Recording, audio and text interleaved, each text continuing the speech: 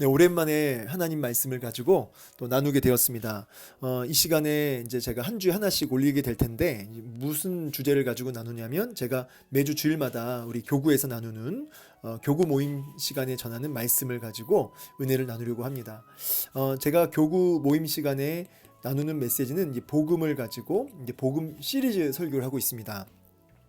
특별히 구원의 서정에 대해서 황금 사슬에 대해서 좀 전하고 있었고요. 한 부분을 좀 깊이 있게 다루고 있습니다. 지금 부르심과 그 다음에 중생, 그 다음에 이제 회심인데요. 지금 교회에서 이제 교구 모임 시간에 부르심과 중생 부분은 했고, 이제 회심에서 지금 그 믿음에 대해서 하고 있습니다. 이제 회개와 믿음인데, 이 믿음에서 믿음의 이제 요소 중에 특별히 이제 이성에 대한 부분을 가지고 다루었습니다. 그래서 지금 여기까지 하다가 이제 신년이 되어서 이제 성탄절 때는 이제 성육신에 대해서 다루었고, 그리고 신년 때는 이제 오늘 다루게 될 디모데후서 2장 20절 말씀, 디모데후서 2장 20절과 21절 말씀을 통해서 신년에 이제 2023년도에 하나님 앞에 귀하게 쓰임 받고 정말 선한 일에 정말 그 길이 놀랍게 열리는 역사를 정말 기대하는 마음으로 이 말씀을 기도하는 마음으로 말씀을 받고 나누게 되었습니다. 그래서 성탄절에는 성육신에 대해서 다루었고, 신년 예배 때는 이제 교구 모임 시간에는 디모데후서 말씀, 그리고 이제 다음 주에는 이제 구원의 서정을 계속 할 수가 없습니다. 왜냐하면 다음 주에는 이제 찬식이 있습니다. 그래서 성찬식을 맞이하여서 이제 성례에 대해서, 세례에 대해서 좀 이야기를 좀 나누려고 해요. 그리고 이제 이런 절기가 아니고서는 이제 이 복음 시리즈를 계속 할 겁니다. 부르심과 중생과 회심 부분까지, 이제 회심에서 믿음까지는 좀 다루었으니까 앞부분은 제가 빠르게 좀 복습하는 차원에서 한번 제가 말씀을 녹음해서 올리도록 하겠습니다.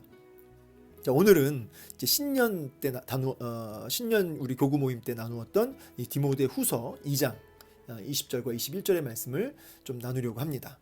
집에는 금그릇과 은그릇뿐 아니라 나무그릇과 질그릇도 있어 귀하게 쓰는 것도 있고 천하게 쓰는 것도 있나니, 그러므로 누구든지 이런 것에서 자기를 깨끗하게 하면 귀히 쓰는 그릇이 되어 거룩하고 주인의 쓰심에 합당하며 모든 선한 일에 준비함이 되리라.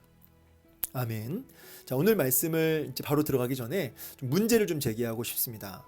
여러분, 그 자동차가 이렇게 있으면 자동차가 아무리 외제차고 이 자동차가 아무리 뭐 비싼 차라고 해도요, 기름이 없으면 못 가는 거죠. 예. 그러니까 이 기름이 없으면, 동력이 떨어지면 이 차는 아무리 그 껍데기가 좋아도, 아무리 뭐 비싼 차라고 해도 앞으로 나갈 수가 없습니다. 영적으로도 마찬가지입니다.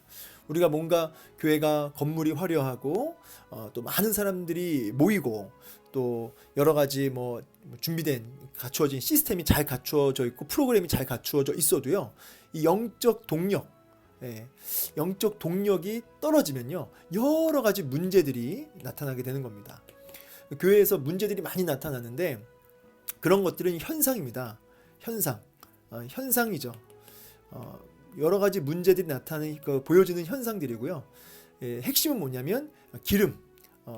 이 기름을 저는 이제 오늘날로 이제 뭐 성령의 불, 뭐 때로는 저는 이제 뭐 부흥, 은혜, 뭐 이렇게 다 표현하고 싶습니다.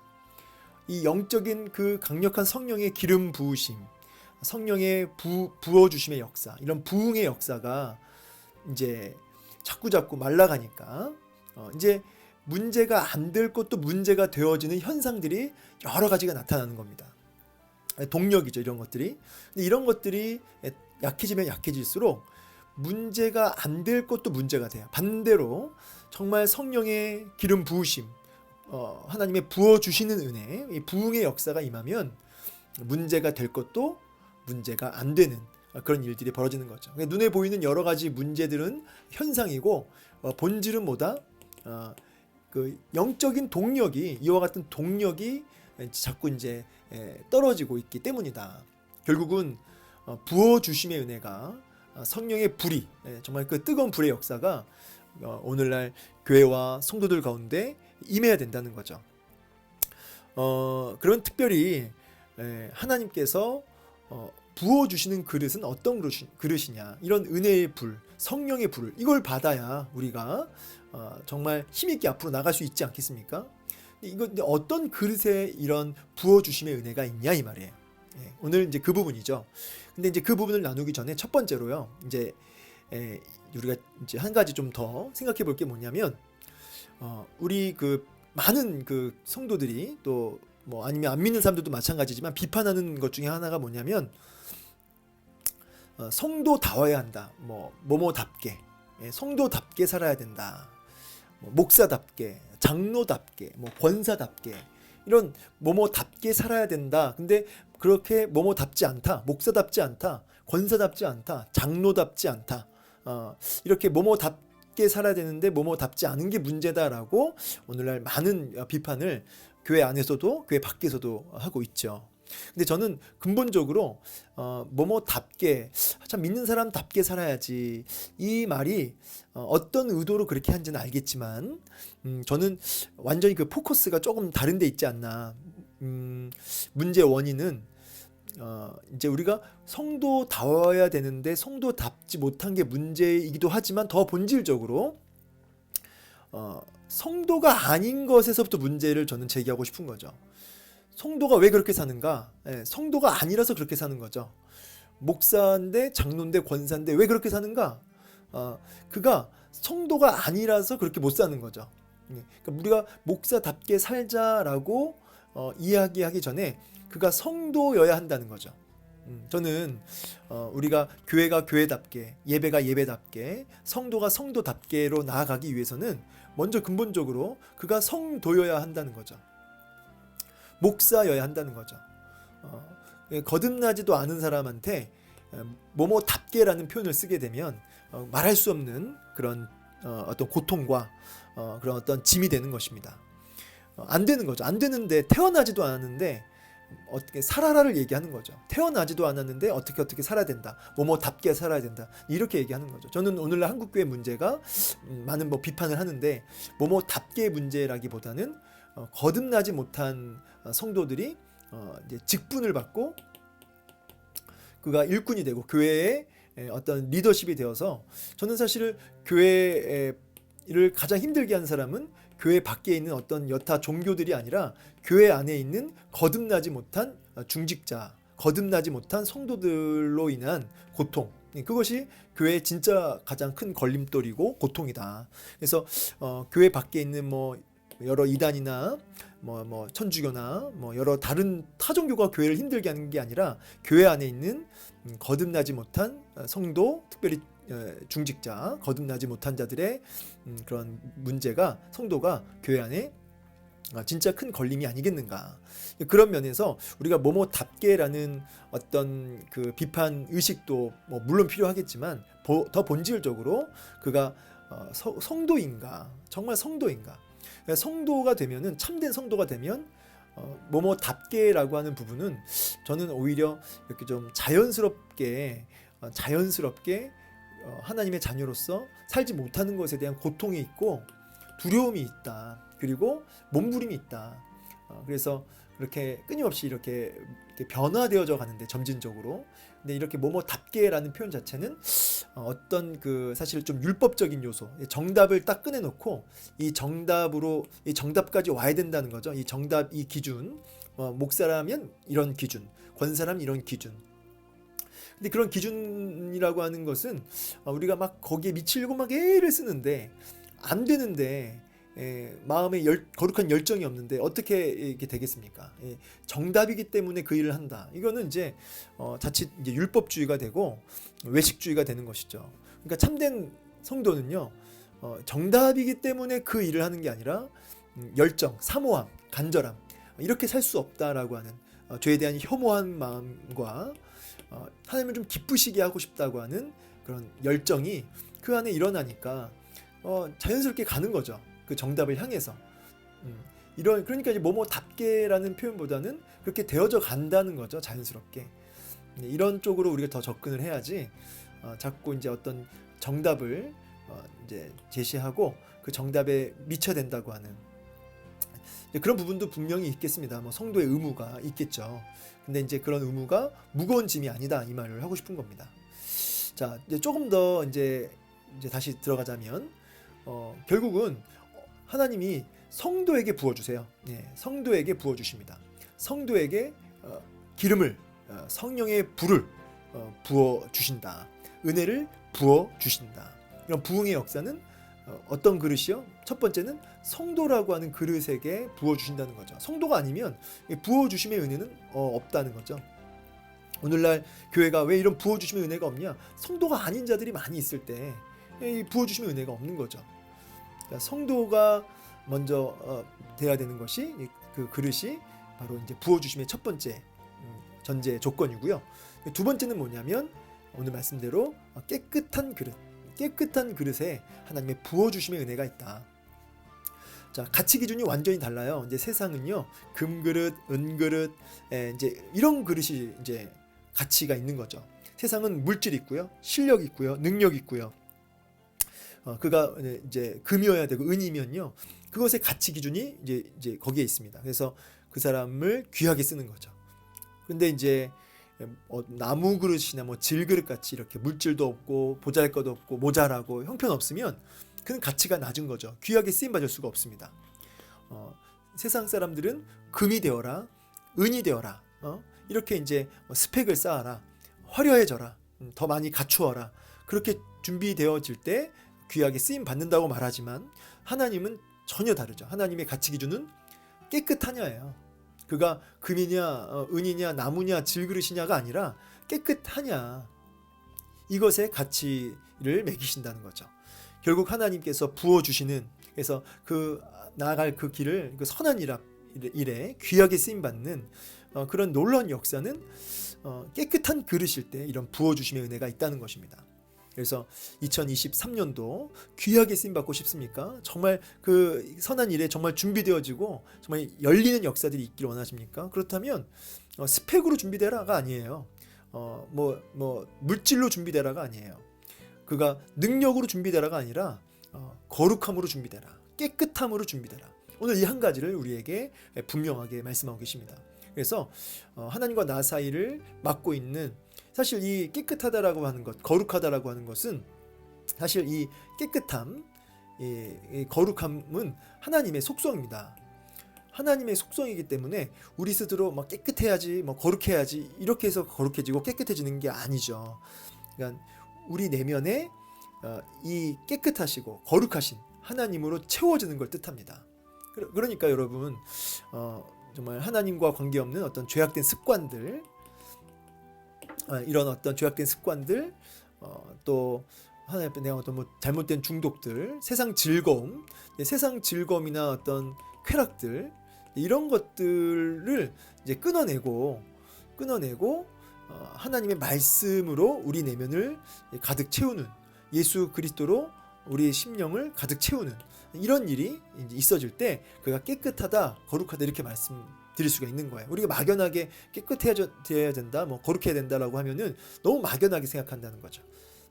뭐 이렇게 뭐 죄 안 짓는 것 이렇게만 아닐까? 그게 아니라 바로 이제 하나님의 말씀으로 우리의 내면을 채우는 거죠. 말씀에 보면 이런 말씀이 있습니다. 시편 119편 9절에 청년이 무엇으로 그의 행실을 깨끗하게 하리까? 주의 말씀만 지킬 따름이니이다. 에베소서 5장 26절, 이는 곧 물로 씻어 말씀으로 깨끗하게 하사 거룩하게 하시고. 자, 그러니까 하나님의 말씀으로 이렇게 우리가 깨끗해진다는 것이죠. 그래서 아주 중요한 메시지죠. 그래서 우리가 깨끗한 그릇, 정결한 그릇으로 준비되는 비결은 뭐냐? 하나님 말씀으로 우리의 내면을 가득 채우는 것이다.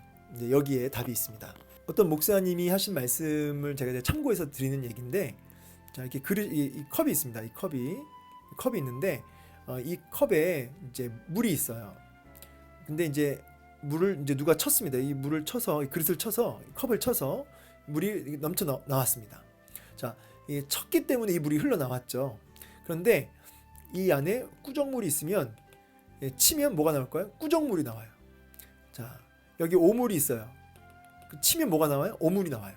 그러니까 안에 뭐가 있느냐에 따라서 치면 나오는 거죠. 그러니까 누가 나한테 상처를 줬어요. 누가 나를 공격했습니다. 마음을 아프게 했습니다. 근데 이 안에 뭐가 있어요? 분노가 있으면 뭐가 튀어나올 거예요? 분노가 튀어나오는 거죠. 그러니까 사실은 상대방이 나를 쳐서, 어떤 환경이 나를 쳐서, 사람이 나를 쳐서 분노가 나는 게 아니고, 본질적으로 그 안에 분노가 그 내면에 차 있기 때문에 환경과 어떤 조건이 맞을 때 그게 튀어나온 것 뿐입니다. 물론 이제 어떤 자극을 줬기 때문에 이것도 무시할 수는 없지만, 그러나 본질적으로 안에 있는 게 튀어나오는 거예요. 그러니까 정말 본질적으로 따지면 그 사람, 그 환경 때문에 내가 화를 내는 게 아니라 그 안에 분노가 있다. 이건 뭐 제가 묵상에서 스스로 말씀드리는 건 아니고, 이제 책이나 이제 관련 내용들을 듣고 제가 이 아이디어를 나누는 겁니다. 그러므로 여러분 마음속에, 여러분 이 컵을 이제 사람 마음이라고 생각한다면, 말씀을 이 안에 가득 채우고 예수를 가득 채우면 어떤 환경과 어떤 사람에 의해서 뭔가 충격이 왔을 때, 자극이 주어졌을 때 말씀이 튀어나오는 거죠. 예수 그리스도가 튀어나오는 거죠. 그래서 여러분이 자꾸 분노가 나온다, 그럼 그 사람 때문이 아니고, 그 환경 때문이 아니고, 내 안에 뭐가 가득해요? 지금 분노가 가득한 거예요. 내 안에, 내면에.